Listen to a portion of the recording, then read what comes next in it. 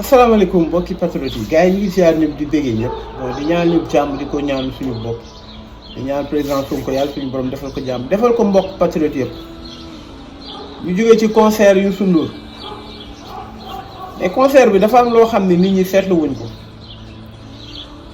te gis nga ku xool les faits Sénégal ni muy demee ni muy doxee nii te parewoo pour jub ngeen xeex Sénégal changé yaa ngi ci erreur. tey nga gis benn concert Youssou Ndour l'État du Sénégal il a demandé à tous ses organes pour que ça soit une réussite parce que du woon concert au-delà d'un concert il y avait un goût de campagne d'ouverture politique pour Youssou Ndour qui est un soutien indéfectible à Macky Sall su ñu demee ci benn concert boo xam ne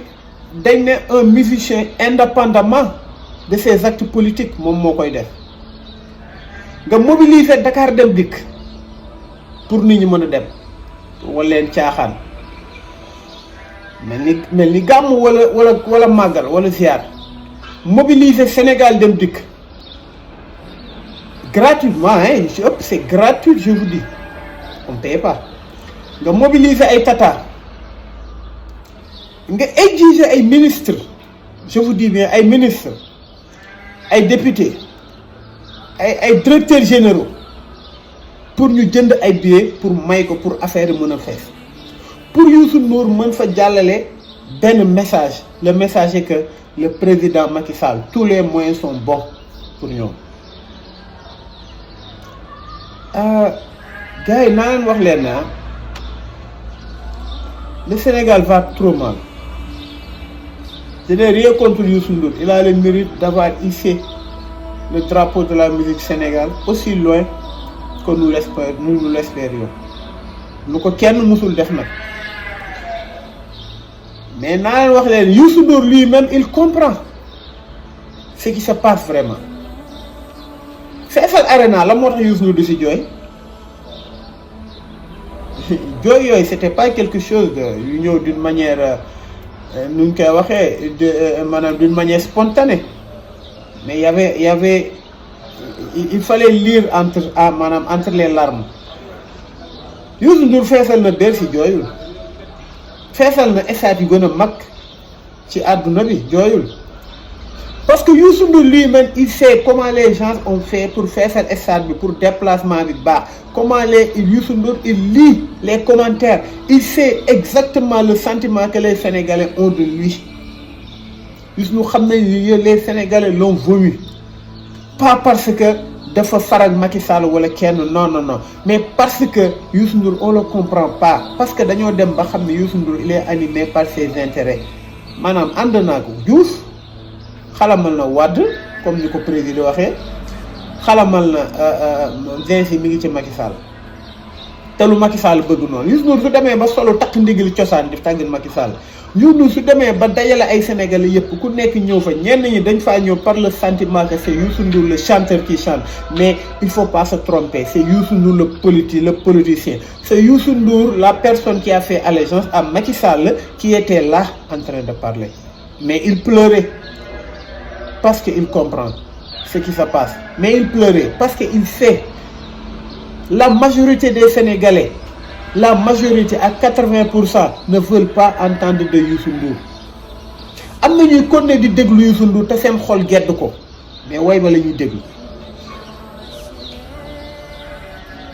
li tax nag gars yi def lépp pour concert bi réussir parce que ils se disent que Youssou Ndour c'est un appareil incontournable maanaam pour les bijous de ce régime cet état bi ñu am parce que nag Youssou Ndour a mis à la disposition de Macky Sall son appareil médiatique Macky Sall met à sa disposition les moyens et les fonds qu'il faut pour mener à bien cette barque tey pour man nit ku baax sax nit ku baax pour man du liggéey Youssou Ndour je vous dis ça. Je vous disais que dans une vidéo de moi ma wax leen la machination comment le jàkkaarloo est structuré pour tromper la masse pour nous flatter Bouba Ndour suy wax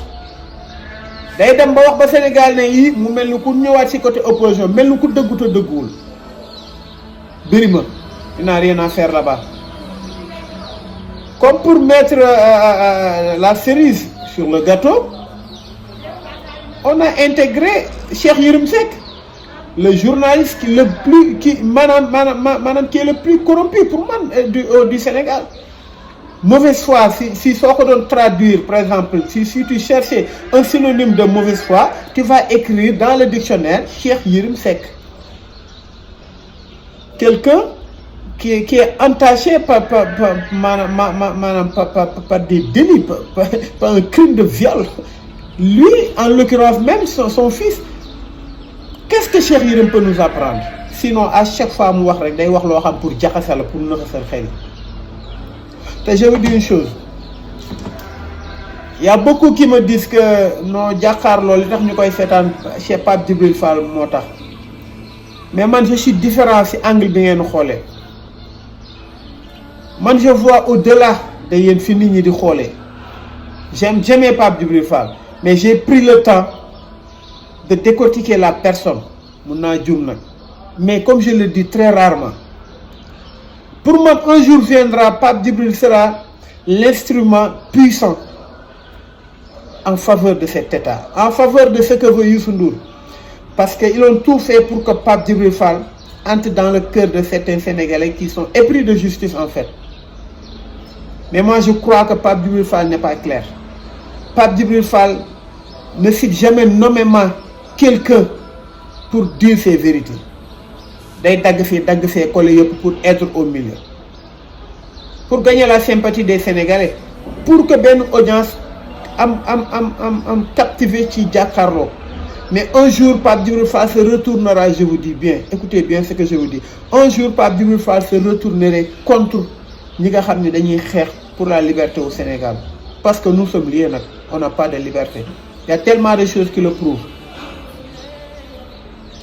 Ben dëkk lañu nekk su fekkee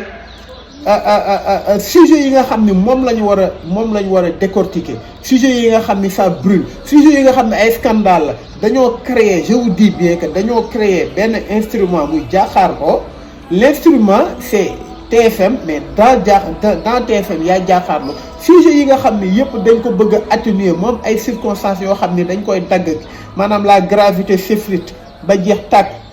ba nit ñi banaliser ko, c'est dans Jakarlo. Et chaque pion, chaque nit ku fa tok amna rôle bu mu ci jouer, nga jël Malal, nga jël Birima, nga jël Charles, nga jël Bouba Ndour, nga jël nu mu tuddati dama fàtte naa tur bi sax di journaliste boobu noonu xaw ma nu fàtte naa tur nga jël Pape Djibril Fall, nga jël koo ci mënti jël, nga jël Cheikh Yérim Seck. nga gis ni à chaque fois mu am kenn koo xam ne il est très pertinent dafa ñëw pour wax pour Sénégalais yi dégg il met Birima maanaam à son chevet pour mu koy yuuxu, pour mu koy perturber. Quand est-ce que les Sénégalais vont comprendre que TFM c'est pire que Macky Sall? Bon, Sénégal nag lii moo ko yàq. Pour man Sénégal ñett yi moo ko yàq. État, journalisme, artiste. Journalisme nag dafa am ñett. Su ma naan journaliste tey ñëpp ay journaliste lañ. Da ngay jël ay journaliste, nga jël ay animateur, nga jël ay communicateurs traditionnels, ñoom ñëpp si ils sont ay organes lañ ñu nekk ci biir presse en fait. Journalisme dafa am ñett ñoo xam ni koo xam ni il est avoué moom mi ngi ci côté pas opposition mais il est aux côtés de l'opprimé. Am koo xam ni ñoo xam ni ñi ngi ci digg bi kenn xamut fu ñu doon. Des fois ñu wax loo xam ni da ngay naan ni dëgg la, des fois ñu wax loo xam ni doo comprendre. Muy comme genre Mansour Diop, comme genre Pape Djibril Fall. Et un jour je dis bien, bon Mansour Diop sax mun naa ko ci génne franchement, mais wóolootuma kenn man. Un jour Pape Djibril Fall et des personnes similaires à lui-même vont se retourner contre nous-mêmes, ça je vous le dis. Moom ay journalistes yoo xam ni maanaam ils ont avoué qu'ils sont corrompus, qu'ils sont animés que par le sentiment de gagner des primes. Bu nga jël ay Cheikh Yérim Seck, ay Mamadou Ibra Kane nga jël ay entre autres bugguma je veux pas trop may lim ay tur nga jël artistes yi comme ci mënti doon Youssou Ndour il a avoué qu'il est pour Macky maanaam il va danser pour Macky même parce que intérêt ñoo ci nekk parce que xam na ni Sénégal li muy changé nii su changé la légalité des chances day instauré l'inégalité va être bannie parce que ça va commencer par ñoom ñu fay seen fiscalité de A à Z. beneen bi nga jël ay chanteurs yoo xam ni ils sont au devant de la scène comme ay Wally Seck par exemple am na du yàgg ba ñu wax loo xam ni population bi lay jariñ xam nga lu tax parce que ils protègent leurs biens donte bëgguñu Macky Sall Wally Seck c'est quelqu'un qui n'aime pas Macky Sall ça c'est sûr mais il se dit que su ma waxee avec leur conseil soo waxee kii da lay détruire parce que ton père a eu des déboires yàlla na ko yàlla yërëm ak Macky Sall mais yàlla jël na ko ñu ngi koy ñaanal yàlla xare ko àjjana mais ñoom Wally Seck yi du ñu wax te c'était l'occasion ñu wax dëgg bi ñu ne dëkk bi fi xew du yoon mais duñ ko wax bi ko bugg sa laajee li xew mars dafa ne noonu nit ñee sonnoon mais c'est de très mauvaise foi c'est pas vrai c'est pas parce que les gens dañoo tëj lu yàgg te bala ñu koo xam ñu laaloon Ousmane Sonko li génnoon lu ko raw ñooy génn ak dispositif boo leen mën a teg kon c'est-à-dire que ñi yàq Sénégal si lañ bokk. beneen bi mooy ay les communicateurs traditionnels yooyu yëpp si artistes yi lañ bokk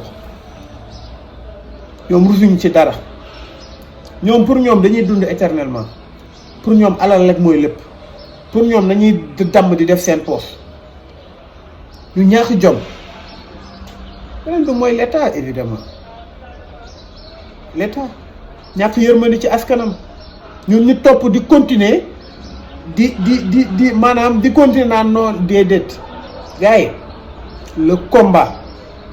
ça se passe pas dans les réseaux sociaux le combat ça se passe pas dans maanaam autour maanaam d'un barada le combat ça se passe pas autour d'un café Touba non le combat c'est sur tous les plans nous sommes conscients dëgg la on a mis notre argent c'est vrai mais ñii li ñu pare mooy sàcc ay élection njuuj njaaj wuruj labaj kon ñun nañu pare il faut que nous soyons prêts fu sa alal dem wala sa xol dem te sa xol fi mu dem da nga ko war a protéger il ne respecte pas Youssou su defaatoon concert suba mu feesal xam nga lu tax y a 30% yoo xam ne ils sont inconscients amuñ luñ lekk mais jaral na leen ñu lépp dem ba pare l'état du Sénégal maanaam maanaam dafa transformer loolu à une campagne maanaam Youssou Ndour comme ñun la bokk te il va passer le message nañ ci jàpp. Dispositif de force de l'ordre inégalé depuis bi concert bi am ci àdduna bi dispositif boobu musuma kaa gis suma àdduna parce que il pensait que y aura l'opposition qui va venir saboter ça on n'a pas ce temps on reste avec nos familles on attend que le jour J arrive ngeen xool ndax yéen a moom sénégalais yi wala déet kon gars yi nañ leen gën a yeewu. ça fait un bail waxuma ci affaire yooyu noonu parce que je disais que ñi président Sonko wax pareeguñu mais pare nañ je trouve que pare nañ y a des choses qui restent nag mais nañ gën a conscient bu ñu nax li ngay gis ni yëpp pour man TFM moo gën a dangereux Macky Sall li ngay gis ni yëpp bu ñu nax journalistes yi ngay dégg yëpp ñu naan non c'est que li certes à la base maanaam au début Pape Djibril Fall pour man c'était un journaliste koo xam ne il est de bonne foi mais il sera utilisé à un fait mais incroyable à des faits incroyables un jour je vous dis que celui qui n'est pas clair il faut montrer sa position on est de ce côté ou de l'autre côté bii mooy état ngay def say jeu ñu lay compal ci suuf. Les Sénégalais pensent que franchement c'est toi l'homme le pertinent, c'est toi madame l'idéaliste, mais on va se tromper. dañ leen gën a yeewu dañ leen doon jàccaar gars yi. Bon ñi ngi ziar ñëpp di béggee ñëpp di tuub ci kàddu yi di ñaanal ñëpp jàmm. waaw wasalaam seen mbokk Jim Ndiaye.